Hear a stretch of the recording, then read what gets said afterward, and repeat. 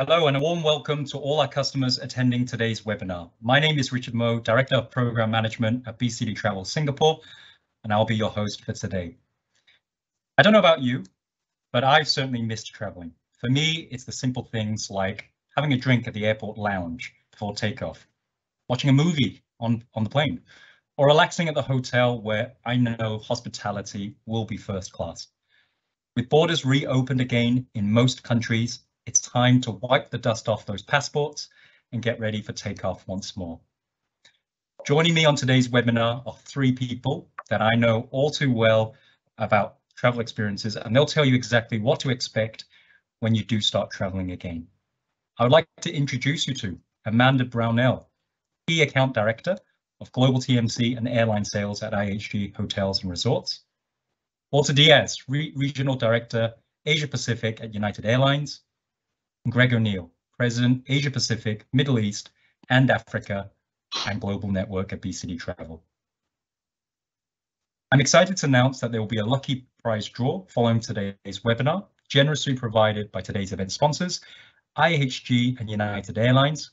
We will be giving away a pair of economy class tickets for travel to the US on United Airlines, and 2 IHG Rewards memberships loaded with 25,000 points each.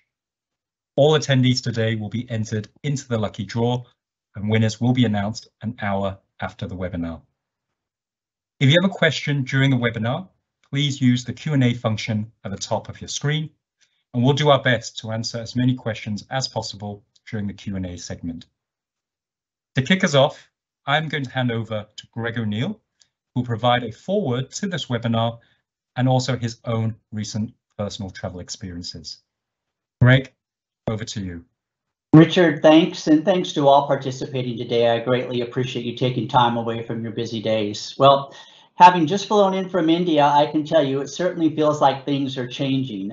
It's an antigen test on the inbound and no testing now on the arrival in Singapore. So it feels like things are getting a little bit back to normal. But I think we've got a long ways to go yet, certainly with border controls and local requirements throughout Asia Pacific. But the thrill of air travel, as Richard says, I'm not sure I'm watching a movie. I'm usually sleeping when I'm on a plane all night long. But the airport crowds are also returning. So are the full flights and all things post-pandemic that are just nagging us at this time. For me personally, though, the last 2 years has been filled with 50 days of quarantine, abundance of PCR and antigen tests, spending how much money I can't tell you, and a sigh of relief every single time I pass that college exam, it feels like. And I'll be glad when it's no longer required and we can kind of get on with our busy days. But it is getting easier, and I believe it will continue to get easier as more and more countries reopen. But the challenges are going to remain, certainly at the point of sale and that logistical travel outbound, travel arrival, and all those requirements and the things that the travelers and our travel agents are actually facing. But let's get into the session today, and I'm thrilled to have Walter from United Airlines and Amanda from IHG both present a diverse and personal take on the return to travel, what their companies are doing to earn the trust of the traveler and keep their travelers safe overall. It's been a bumpy few years for the industry, and it's certainly going to be a bumpy ride going forward, whether it's a metal issue, whether it's a staffing issue, whether it's a visa issue. Most people now have to renew their visas, but it's an opportune time for all of us as an organization to look and to identify opportunities to change the way we work. So during the pandemic, BCD Travel continued to invest in digital solutions that meet the needs of today's client and anticipate the needs of tomorrow. We've developed what's called the COVID Fit solution to support clients and travelers. And during that time of acute crisis, like our COVID-19 information hub, the back to travel guides, the trip source messaging, and the enhancements to our policy and duty of care operating, such as BCD Alert. And we continue to expand, such as BCD Pay, a suite of solutions with artificial intelligence, machine learning, open APIs to simplify, digitalize, and automate corporate travel payment. Now, We're also moving ahead with a range of strategic priorities and investments that include product, feature, and platform development and focusing on 4 key areas. And I think I'm not seeing that slide, but if we could move to that slide. Thanks. So they include streamlined distribution. I think this is the back slide, sorry. Simplified digital experience, modern delivery models, and data-driven innovation. And these are some of the things that I think we're guiding our customers and have been working diligently to make sure that they are up to the minute and up to date to be able to provide that digital answer. And this is when it comes to your agent pointing you to a link or pointing you to messaging or to the BCD alerts that you actually get. The goal is to simplify, and the goal is to provide efficiency to each of our travelers as they're on the road or our travel arrangers as they're preparing. But speaking of simplicity, I've got a question for Walter. With many travelers being a little bit out of touch with travel today, Walter, it's been a while since they've been on the road. What is United doing to simplify business travel? What innovations have United adopted to make travelers safe and easier in this pandemic? Hi, Richard, hi, Greg, and thanks for that. I think we'll talk a little bit about that in the presentation material, but really it's all about technology when we kind of look at how we can serve our customers better.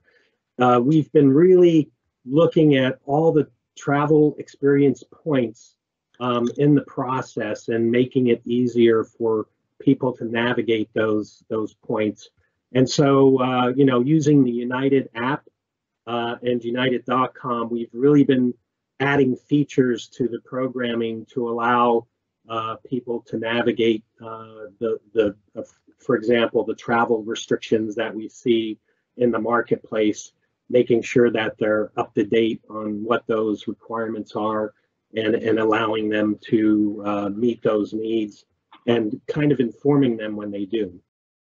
So based on the IATA predictions and overall traveler numbers, we'll reach 4 billion in 2024, exceeding pre-COVID levels of 2019. That's 103% of 2019 total. Walter, what opportunities lie ahead for United for growth and the new routes as the skies open up? And well, Greg, I think it's very exciting as we look to the future. Really, I would use the domestic U.S. and also the transatlantic markets as a proxy for what we may see in the Indo-Pacific region going forward. And so, United has been focused on what's beyond the pandemic and how do we look into the future. And so actually over the next 5 years, we'll be accepting 500 new aircraft. That's the most aircraft ever accepted by any airline in the world in that short amount of time. And so we're really planning for the future by adding those high technology new aircraft into our fleets. In addition to that, right at the beginning of the pandemic, United made a decision to really again look beyond the pandemic. And so we're the only major global airline that did not retire any of our international wide-body fleet types, and so we have we have the largest international wide-body fleet of any airline, and so we're looking forward to being able to deploy those to the markets that do demonstrate a return to travel over the next year or so. So we're very excited about that, and really, Asia Pacific, I think, although it's lagging right now.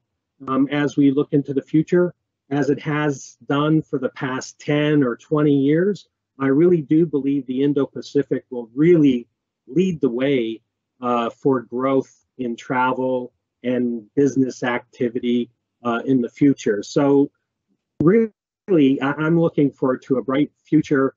United's very bullish on the region. Well, Walter, we're seeing some of the benefits of that new equipment flying into Singapore now, not to mention the new Polaris product offering a nice level of personal comfort and a great service product. So we're happy to see that. And I know you're expanding. I think you're almost completed with all the Polaris products across the fleet. So. Yes, we'll actually have, I'm sitting here in my virtual Polaris flight. And actually, as we look at our fleet, we will have all of our fleet reconfigured to Polaris by the summer. And we're really excited that we were able to relaunch our service into Singapore with 100% dedicated Polaris aircraft. So it's great to have that, and it'll be 100% Polaris by the summer. Yeah, I know the travelers that are traveling on United certainly are happy and very enthusiastic, and I think you'll be able to achieve more travelers based on that new product as well. So great job on there. Amanda, question for you. How is IHG gearing up for the growth and really to meet this demand when it comes to the overall hotel product? I'll touch on this a little bit in my presentation about our strategy and what we've done to further strengthen our future growth. But we really have a big ambition to deliver high quality industry leading net rooms. It's not going to change into the future. So we're going to continue our investment in enhance our guest offering and develop our brands at scale within high value markets. So some of those examples include our reliable Voco brand that I'll touch on shortly, which is entering key business hubs, including Melbourne, Brisbane, Auckland, and Seoul. We created the Voco brand a few years ago to really give people and business travelers a different choice. It's hotels that you can count on that are different enough to be fun. They're unstuffy hotels, and they're where people can feel comfortable to relax. There's sort of 3 key pillars to this, and it's what we want people to feel when they enter a Voco hotel, and really all of our hotels. But it's about come on in, have that time with reception, interact, have the me time in your room, take some time out to be by yourself and enjoy that time in your comfortable room, but also have Voco Life, which is all about the restaurant and bars, having a latte or that end of work drink when you want to unwind. In addition to Voco, we've launched our vignette collection of hotels that I'll touch on a little bit further. This is our fastest growing collection of hotels. No hotel will have the same name. The very first one was Hotel X, Fortitude Valley here in Brisbane, which opened just last year, and it's enriching our luxury and lifestyle portfolio. So we're really investing a lot into gearing up to coming into the big cities where it's really important for the business traveler and listening to what the traveler needs when we're opening new hotels.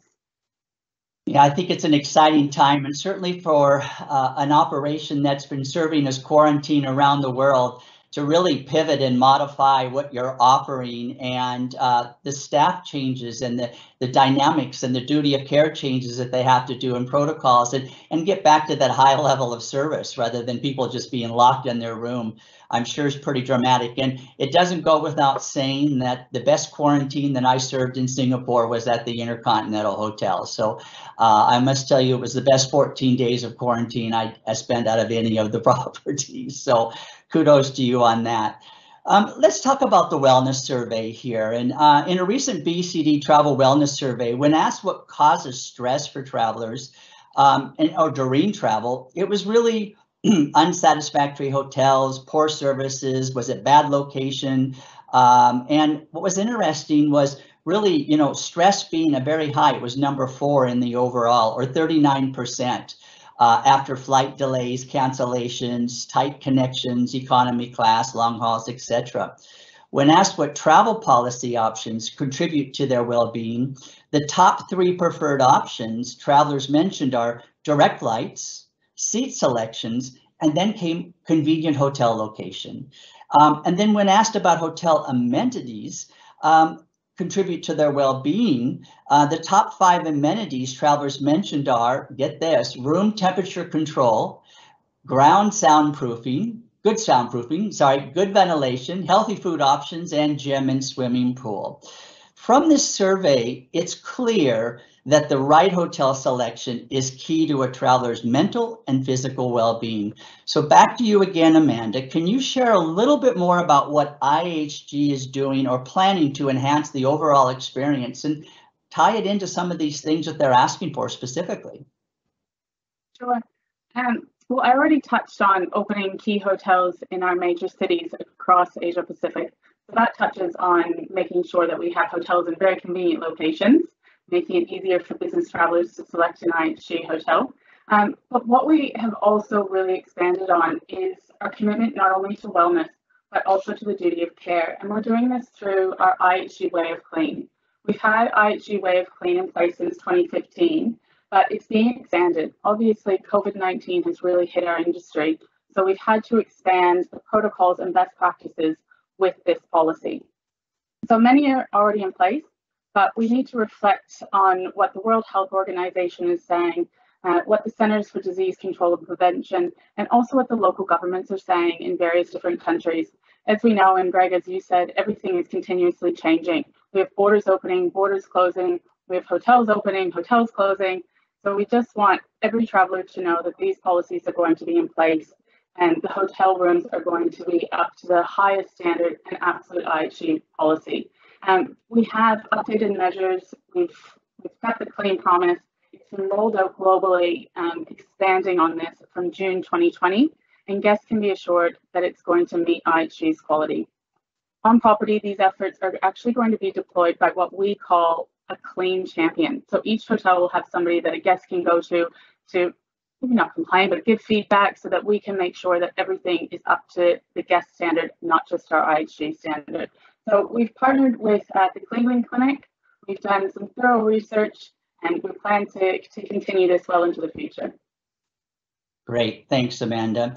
Well, we know travelers' preferences are certainly changing post-pandemic, and they'll continue to evolve. A question for both of you. How will the customer experience continue to drive innovation at United? Walter, we'll start with you, and IHG to support travelers post-pandemic.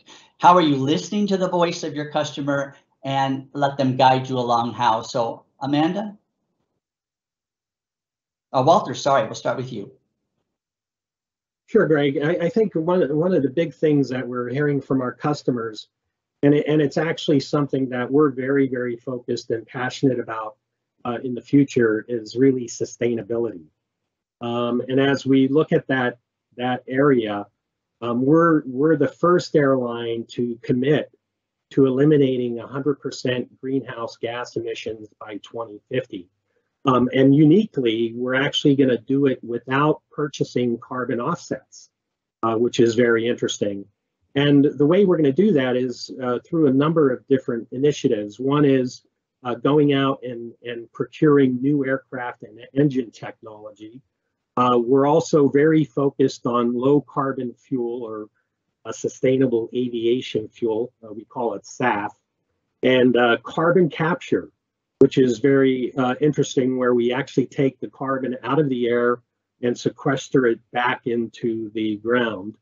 And then kind of working with our customers and making them partners in being able to go out and produce more sustainable aviation fuel in the future. So we're kind of going out there and we're purchasing, as I mentioned before, 500 new aircraft. Those aircraft are about 15 to 20% more fuel efficient than our current aircraft. We're also being a leader in the industry and going out and buying electric aircraft. And so we're actually purchasing 100 new electric airplanes from Hart Aerospace, which will be able to operate some of the smaller cities within the US to our hub locations. And then we're also working with Archer on eVTOL aircraft that will actually be able to go from very congested city centers to airport locations. So, for example, from downtown LA to the LAX airport, and that aircraft will be electric as well. So, very interesting to be working on all those programs. And then on the sustainable aviation fuel, we've actually been experimenting with this fuel all the way back to 2009. We were the first airline to actually operate an all SAF fuel flight. And so we're out there working with different customers, with different partners to develop new sustainable aviation fuel. We've invested millions of dollars in this, and we actually we're actually committed to procure about 50% of the current sustainable aviation fuel used globally in the next few years. So that's something that's really on the top of mind of all of us here at United. And I know it's definitely on the top of mind of many of our customers around the world. Thanks, Walter. Are we still having some technical issues with the slides here, Richard? No, I've received feedback that the slides are up, so Okay. we can jump to the presentations when we're ready. All right, we'll let Amanda jump in here, I guess, and then answer the question as well. Walter, do we want to go into your presentation first? I didn't see it queued up, so I just wanted to make sure. No, we'll jump to Amanda first. So Amanda, we'll start off with your presentations from IHG. So over to you, Amanda. Thank you. I might just touch on that question that Greg just asked on listening to the business traveler, and we'll finish my presentation at the end with a quick video. But I talked about the new brands, I talked about coming into the key cities in the last couple of questions, but what we've just launched is a brand new rewards loyalty program called IHG One Rewards. So it's been completely revamped, and it's going to be an industry-leading value and rewards program for everyone. Even Forbes magazine commented just this week saying it's a major improvement, and for once, new and improved isn't just a marketing ploy. And so that was good to hear an external news source saying that about us. The program changes are so extensive. I really do encourage everyone to check them out for yourselves. But some quick highlights include faster earn. So we're launching new tiers and bonus points earning structure that rewards members earlier in their travel journey. So the new tier and bonus point earning structure started just a couple of days ago on April 13th, and it should be reflected in all member accounts as of Monday this week. There's going to be some richer benefits. I know Greg mentioned when we were speaking the other day that we're actually adding breakfast. So that's a great new Diamond Elite member benefit. Breakfast has been a feedback from our travelers, and especially our business travelers, for years. So it's great to see that there's the enhanced delivery there. Also early check-in, late checkout options as you move up the tiers as well. There's going to be more exceptional choice. So we're introducing milestone rewards, new technology-enabled platform that you're actually going to be able to use on your app and choose your selections before you even arrive at the hotel. I haven't experienced the app myself, but hopefully I will soon, and hopefully you'll all be able to check it out. But I might just move into my presentation. I see we have it there, and I'll try not to bore everybody, but I actually have so many updates at the moment that I just really wanted to touch on a few of them. So on the first slide there, we have what our global presence is as of Q4 last year. So we had 5,991 hotels open across the globe. Sadly, some of these hotels were actually closed over the past couple of years and do remain closed today due to isolation, as Greg mentioned, or border restrictions in different countries. But we are working hard to relaunch those hotels and ensure that hotels adhere to the strong IHG way of clean that I did mention earlier. We know how hard COVID hit our industry. However, it's so great to see the continued growth across our brands with a further 1,797 hotels in the pipeline, which will bring our open hotels to over 7,000 in the coming years, giving IHG more than 1 million hotel rooms globally. It absolutely blows my mind that we're going to have that many soon. On the next slide, I wanted to touch on IHG's three main geographical regions. We have the Americas, we have Greater China in the center of the yellow, and then essentially we have everything else. It makes up the super region EMEAA, and IHG love a good acronym. So most of us on the call would be sitting in the sub-region APAC, Asia Pacific. We further break that down into JPAC and SEAC, or Japan, Pacific, and Southeast Asia, Korea. I thought I'd touch on EMEAA, or in case you're wondering, that's Europe, Middle East, Africa, and Australasia. This region has a total of 1,137 open hotels, which is actually only 25% of the global open hotels in our portfolio. However, excitingly, 30% of the pipeline hotels are in this region. So 418 new hotels in the coming years, and some of those I've already touched on, we'll touch on a little bit further.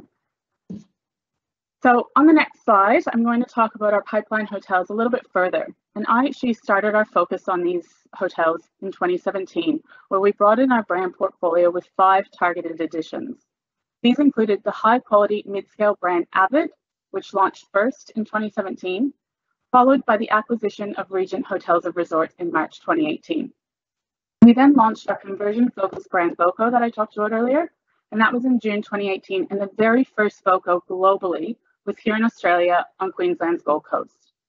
We then acquired Six Senses Hotels, Resorts and Spas in early 2019, followed shortly by the all-new suites brand Al Suites in late 2019.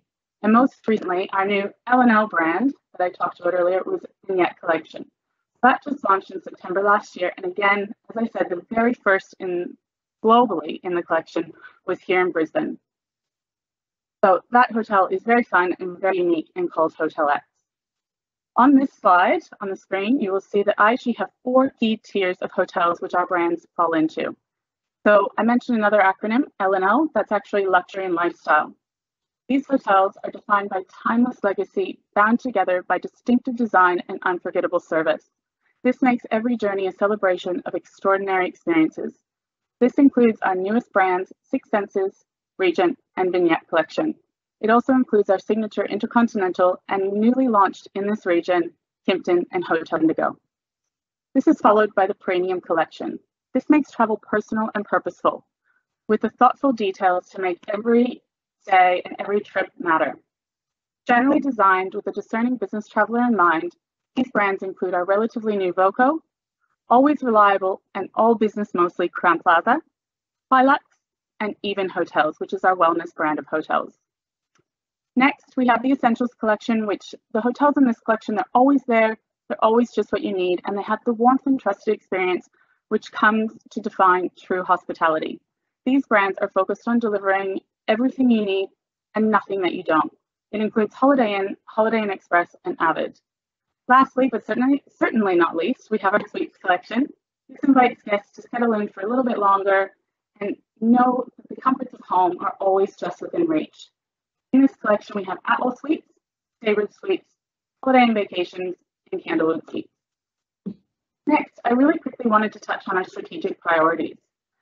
What we stand for in all of our hotels and communities globally is delivering true hospitality for good every day. We're focusing our purpose, ambition, and strategy on the 4 key priorities you see on the screen. We have evolved how we execute against our strategy in terms of what we prioritize, the behaviors we champion, and the purpose that guides us. Listening to the stakeholders and the business travelers, we've evaluated what's most important, not just IHG's growth, but how we grow, taking into account all that we've learned from dealing with COVID-19 and planning for a strong recovery over time. Our evolved priorities put our brands at the heart of our business and our guests at the heart of our thinking. They recognize the crucial role of a sophisticated digital approach and ensure we meet our growing responsibility to care for our people and make a positive difference to our communities and planet. Speaking of that, I wanted to take you quickly through our journey to tomorrow. So on the next slide, you'll see we have a 10-year responsible business plan. Our goal here is to help shape the future of responsible travel, and we want to do this together with those who stay, work, and partner with us. We're going to do this by supporting the people and make a positive difference to our local communities, while preserving our planet's beauty and diversity. This will be done by 5 key pillars. First, we're going to champion a diverse culture where everyone can thrive. We're going to do this by driving gender balance and a doubling of underrepresented groups across our leadership teams. We're then going to also improve the lives of 30 million people in our communities around the world. We're going to do so by driving economic and social change through skills training and innovation. One that I know is really important to a lot of you on this call is to reduce our energy use and carbon emissions in line with climate science. So by 2030, we're really going to implement a science-based target that truly delivers. We're also going to pioneer the transformation to a minimal waste hospitality industry. Most of you may have already seen that we've already largely eliminated the single-use items. If we haven't, we're going to move to reusable or recyclable alternatives across the entire guest stay. And finally, we're going to work to conserve water and help secure water access in those areas at greatest risk. We're going to implement tools to reduce the water footprint in our hotels I'm going to finish with one more acronym as we collaborate to ensure adequate water, sanitization, and hygiene, also called WASH. So thank you for listening to my update. I hope I took you through everything. There's a lot to touch on and a lot happening in IG, and we certainly couldn't do it without the trust and support of our business travelers. So without further ado, I'll hand over to Walter from United Airlines. Thanks, everybody. Thanks, Amanda. Thanks, Amanda. Great stuff. You know, as we return to travel, we have three main commitments to our customers at United. Of course, our number one priority is your safety, and we'll kind of walk through some of the details that we're doing on that. But throughout the pandemic, we've been working to really transform the travel experience with a focus on safety, as well as a focus on your needs. And part of that transformation is also developing ways to keep you better informed during the entire travel experience at United. Now, first, regarding COVID safety, we want to assure you that the aircraft interiors are one of the safest indoor environments in the world. You know, at the beginning of the pandemic, DARPA, which is the U.S. Department of Defense research agency, borrowed our aircraft, and they did a comprehensive study on aircraft flow. And that study found that the risk of exposure is virtually non-existent on aircraft. And this fact is really due to several factors, including the top to bottom airflow, fast air recirculation, and HEPA filters. You may not be aware, but in the air, the cabin air is actually completely exchanged for fresh air every 2 or 3 minutes. And the air recirculates through HEPA filters, which are the same quality filters that are used in hospital operating rooms. So a very, very safe environment on the aircraft. However, at the beginning of the pandemic, to make travel even safer, United, in partnership with the Clorox and the Cleveland Clinic, developed the United Clean Plus program. And this is a comprehensive cleanliness and hygiene program, which really mitigates the COVID risks throughout the travel experience. So let's kind of take a look at this video for more details.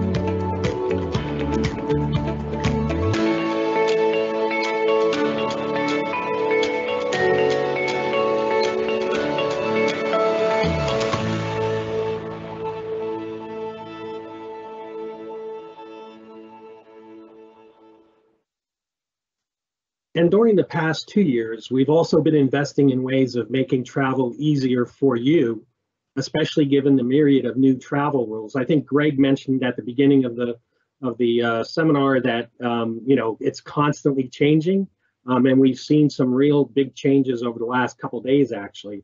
And so one of the primary investments has been in new technology, like the Travel Ready Center, which is shown here. It's really available on United.com as well as the United app. This application understands the current travel restrictions and requirements of all of our destinations, and it helps you navigate them when planning your travel. So we're in constant contact with the governments around the world, and we're constantly updating this program to understand exactly what the requirements are at the borders that you're traveling to. This system will keep you informed of the status during every step of your process of booking the flight and actually getting to the airport and boarding a flight. So based on the destination of your itinerary, the app will alert you to the necessary travel documents that you need. When you complete them, you can actually upload them to the application, and United confirms that they meet the destination's requirements. So each step of the way, it'll show you if you're ready to travel or not. You will finally get to that step where you get the green light informing you that everything is ready to go and you're ready to fly.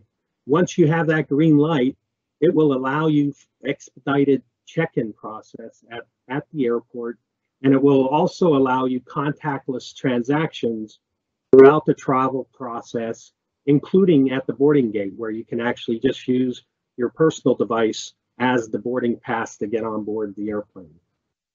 Another fabulous feature that we've added to the United app over the last year or so is Agent on Demand.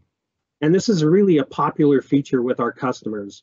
It allows you to communicate directly with a United live agent through a video chat or through a text program on your personal device during the day of travel, allowing socially distanced and personalized support from our airport agents without having to get into line. We continue to review our customer travel experience for opportunities to improve, and we appreciate our customers' feedback to help us enhance our service further.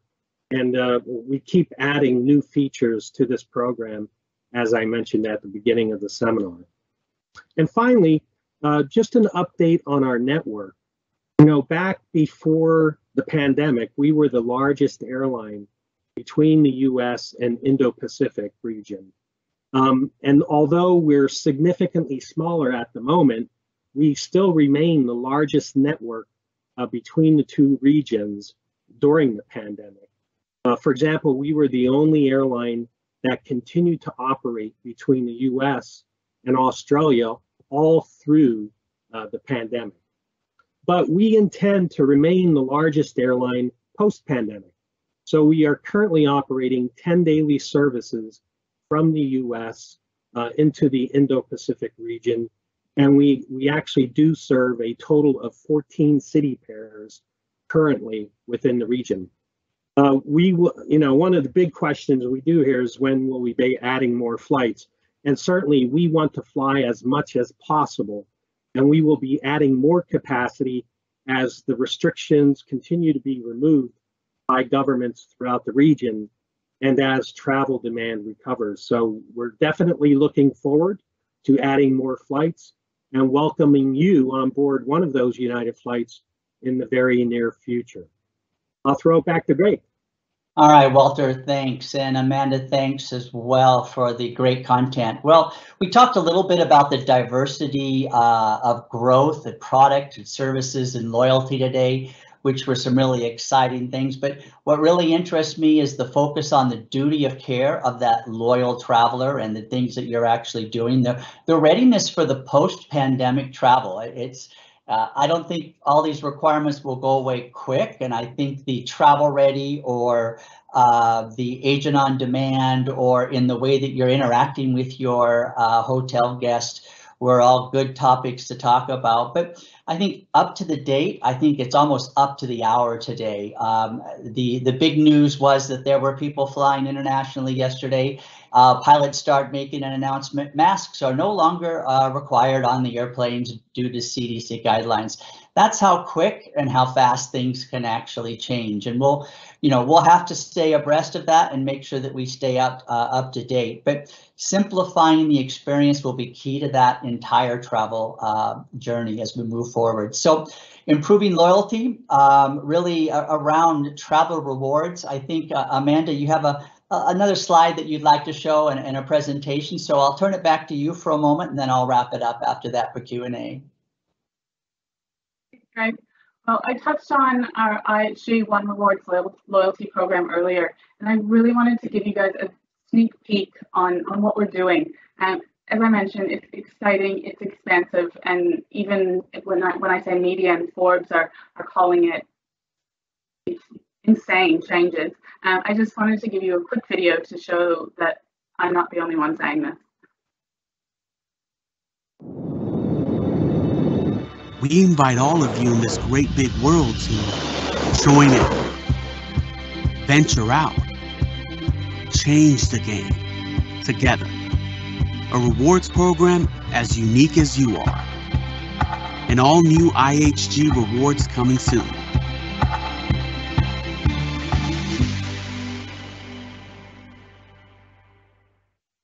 Great. Thanks for that. Any additional words there, Amanda, on that, or we're good to go forward? I think we're good to go forward. Okay, all right, great. Well, to both speakers, thank you very much. To those of you that are pinging us that there are some slide issues, we certainly were aware of the technical issues, and I want to apologize for that with Teams, and we'll address that. But we're getting a ton of questions coming through, and I just appreciate everybody putting these questions forward, and I'm going to turn it over to Richard and let him start asking some questions so we can answer those. Yeah, thanks, Greg, and thanks, Amanda and Walter. That was fantastic content and insights. Certainly makes me want to book a trip right now after hearing all the fantastic things IHG and UA are doing, of course. Yeah, so to Greg's point, I've also received some feedback that there were some difficulties viewing the slides for the first 5 to 10 minutes of the webinar. If you had those difficulties, I do apologize for the technical glitch. So let's move to the Q&A section now. As a reminder, if you do want to ask a question, there is still time. You can hit the Q&A icon at the top of the screen. So I'm just going to go into the first question, and this question's for you, Walter.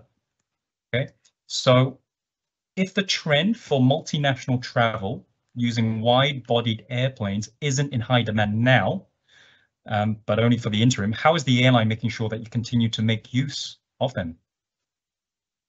Great, that's a great question, and thanks for that, Richard.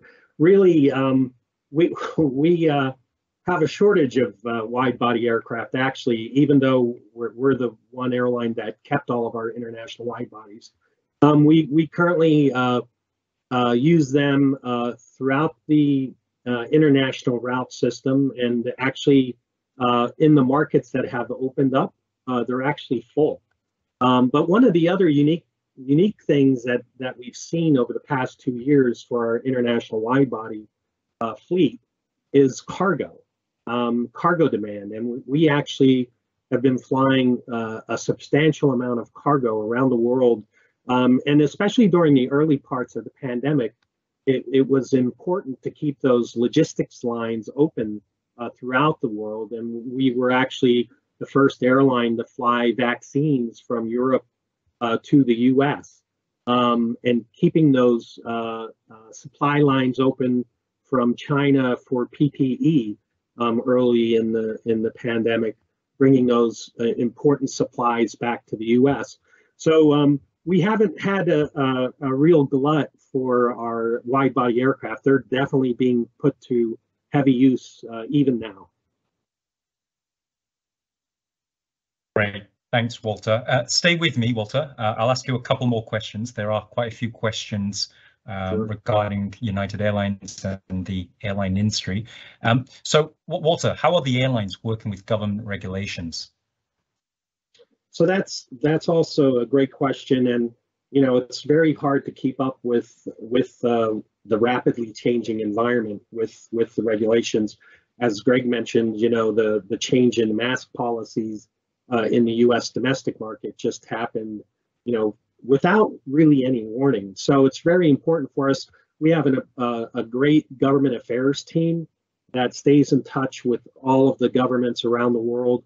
Again, on the important issues of travel restrictions and travel regulations, we're receiving those on a constant basis. And as I mentioned in my presentation, we upload those relevant items that impact your travel process. We upload those into the Travel Ready Center to alert customers what's required to get into, specific destinations around the world. But it's essential for us all to stay very close contact with our government partners and officials to keep up to date on what's happening.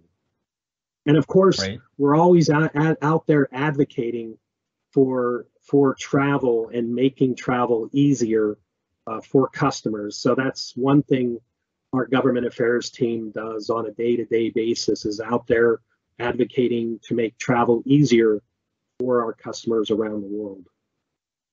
Fantastic. We do have a question linked to living with COVID, and maybe it's time to bring in Greg and Amanda to the conversation as well. But this is a question for all of you. What guidance or duty of care do you provide to travelers now that most countries are encompassing a living with COVID policy? It will be nice to hear from both airline and hotel sectors. So Walter, maybe continuing what you just said, maybe you kick us off, and then Amanda and Greg can also add their inputs as well.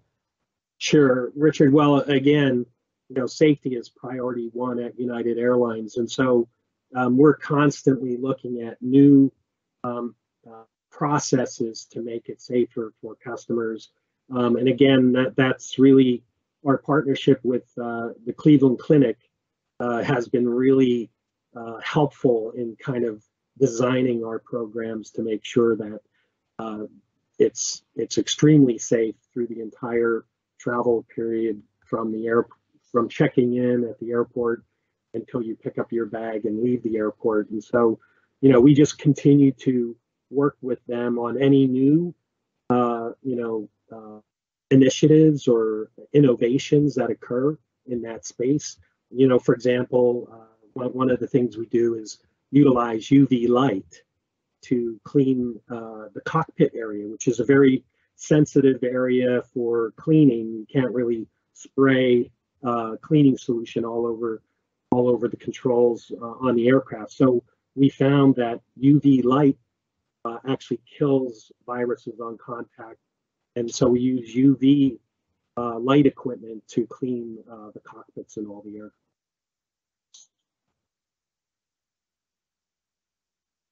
Great, Walter. And Amanda, do you have anything to add to this living with COVID policy with most countries adopting now? How what's happening with IHG to accommodate that? Sure.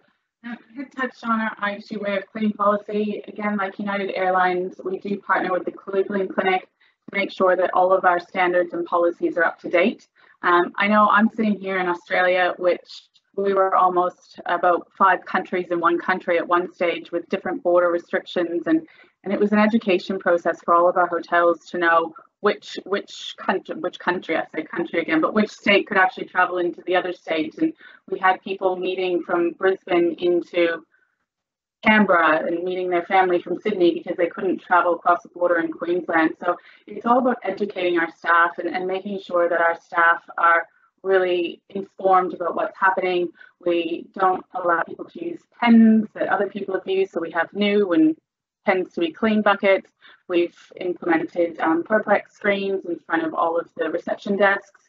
We have, and it just depends again on the state and on the country, but a lot of the places will have Please Stand Here, and just making sure that our guests feel comfortable, they feel at home, and they feel safe. And that's what our IHG way of clean policy and our new training systems are meant to do.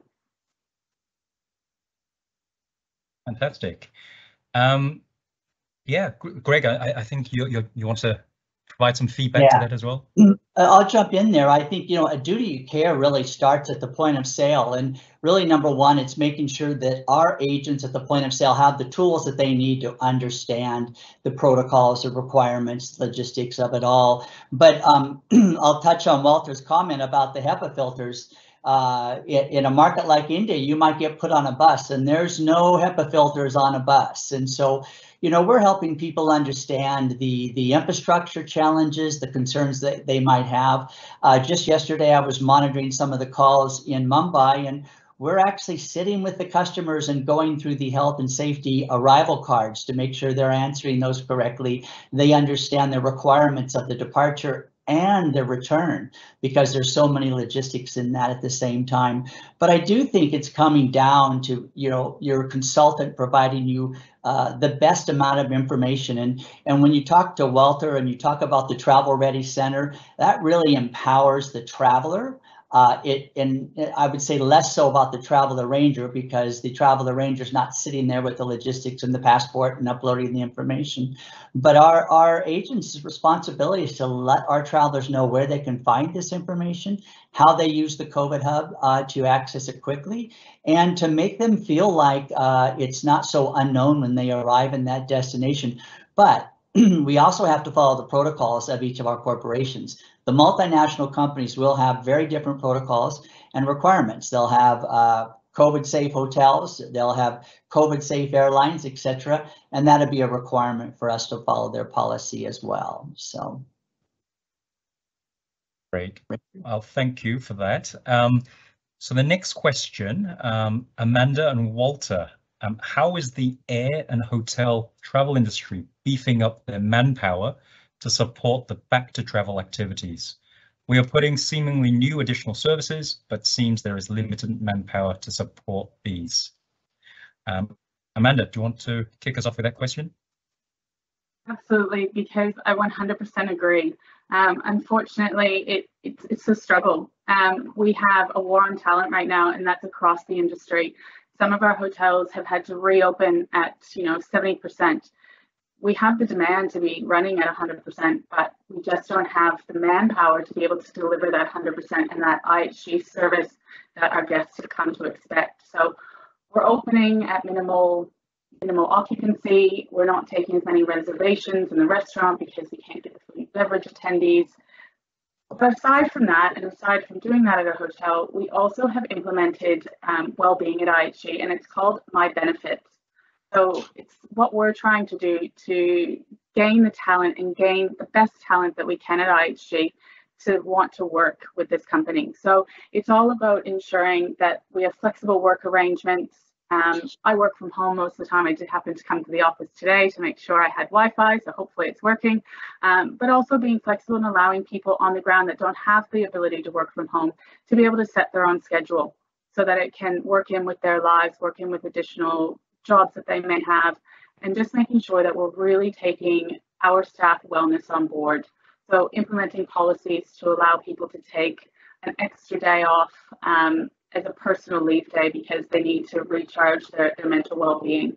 We're really investing in our people more than ever, and we want people to know that that's what we're doing so they come join us and we can open our hotels to 100% and really welcome that demand that we've been wanting for the last couple of years.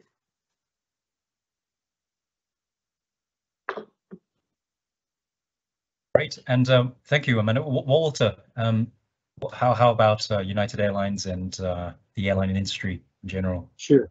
I think, the airline industry in general, prior to COVID was actually facing a pilot shortage out into the future. So if you looked out 5-10 years into the future, we could foresee that there was going to be a pilot shortage even before the pandemic.